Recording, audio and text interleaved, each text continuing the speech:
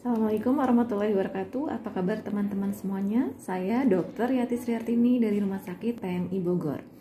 Mudah-mudahan teman-teman dalam kondisi sehat. Baik, ada beberapa pertanyaan terkait dengan insomnia yang sudah masuk ke Instagram dari Avi. Baik, sebelum menjawab pertanyaannya, izinkan saya untuk menjelaskan dulu apa sih insomnia itu. Insomnia adalah adanya gangguan pada kualitas dan kuantitas tidur.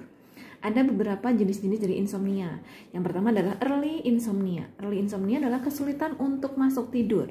Maksudnya apa? Misalnya, Anda menginginkan untuk tidur jam 9. Anda sudah masuk ke kamar dan sudah menyiapkan persiapan untuk tidur setengah 9, udah masuk kamar gitu. Tapi ternyata Anda baru bisa tidur jam 11, jam 12 malam. Itu berarti early insomnia. Ada juga late insomnia. Late insomnia adalah Anda tidak mengalami kesulitan ketika Anda masuk tidur, tapi ketika sudah tengah malam Anda terbangun, misal jam 1 malam, jam 2 malam, Anda tidak bisa kembali tertidur. Yang ketiga adalah broken insomnia. Broken insomnia itu apa? Broken insomnia adalah sering terbangun-bangun. Jadi tidak ada masalah ketika masuk tidur atau jam bangunnya, tapi Anda terbangun jam 9 terbangun, jam 9 malam, jam 10 malam terbangun, jam 1 malam terbangun, jam 2 malam terbangun. Lalu apa sih kepentingannya kita mengetahui jenis-jenis dari insomnia tersebut? Jadi early insomnia itu adalah tanda khas adanya kekhawatiran atau kecemasan. Lalu kalau yang late insomnia itu adalah tanda khas adanya depresi. Dan yang broken insomnia adalah gangguan yang lebih serius dari itu. Namun ini bukan satu-satunya gejala ya, sehingga kita harus langsung menyimpulkan, oh Anda early insomnia, Anda ternyata mengalami kecemasan. Belum tentu, karena kita harus melihat kriteria-kriteria yang lain. Misalnya adalah pikiran-pikiran yang terkait dengan kecemasan. Baik, itu adalah jenis-jenis insomnia dan kemungkinan diagnosisnya. Lalu ada juga pertanyaan terkait dengan kehamilan.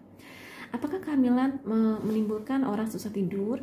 Jadi sebetulnya tidak secara langsung ya tentang kehamilannya, tetapi tentang, kalau dari sisi psikis adalah tentang kekhawatirannya. Mungkin kekhawatiran di trimester pertama, ini suatu penyesuaian segala macam.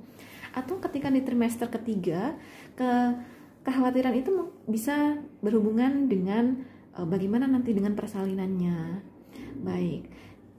Dan untuk mengetahui, untuk menyingkirkan ini memang bukan karena faktor psikis, memang kita harus melakukan antenatal care yang rutin seperti itu ya. Dan kita pun selain melakukan antenatal care yang rutin pada orang-orang yang sedang hamil, juga memerlukan dukungan orang-orang di sekitarnya. Jadi ketika Anda mengalami kekhawatiran, ketakutan, kecemasan, atau sedih mungkin ketika Anda tentang kehamilan Anda bisa mencari dukungan dari orang-orang di sekitar Anda. Baik, pertanyaan lain adalah tentang cara mengatasi insomnia. Ada beberapa istilah yang disebut dengan hygiene tidur, yaitu adalah perilaku-perilaku yang mendukung kita agar tidur kita menjadi berkualitas. Yang pertama adalah pastikan tempat tidur kita adalah tempat yang memang dikhususkan untuk tidur. Maksudnya apa? Kita tidak melakukan kegiatan-kegiatan lain di tempat tidur. Misalnya mengerjakan tugas, laptop di situ, segala macam. Hindari hal-hal seperti itu. Lalu lakukan hal-hal yang bisa membuat rileks. Ya, misalnya membaca buku hal-hal yang tidak terlalu berat. Ya, bukan buku tentang tentang hal-hal yang menakutkan, bukan hal yang horor seperti itu ya. Bisa dengan buku-buku yang mungkin humoris segala macam. Lalu badan juga dipersiapkan ya. Jadi hindari olahraga 4 jam sebelum tidur. Lalu bisa juga dengan mandi dengan air hangat, itu juga bisa dilakukan. Yang terpenting adalah pikirannya adalah melakukan relaksasi ya. Baik. Relaksasi itu ada juga metodenya tersendiri. Nanti mungkin bisa kita share di sesi yang lain.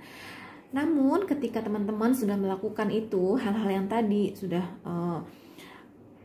memposisikan suasana tempat tidur, terus sudah mempersiapkan semuanya tapi tetap tidak bisa tidur, itu berarti teman-teman sudah membutuhkan bantuan dari ahli. Ya, teman-teman bisa datang ke psikolog atau ke psikiater jika memang teman-teman membutuhkan obat.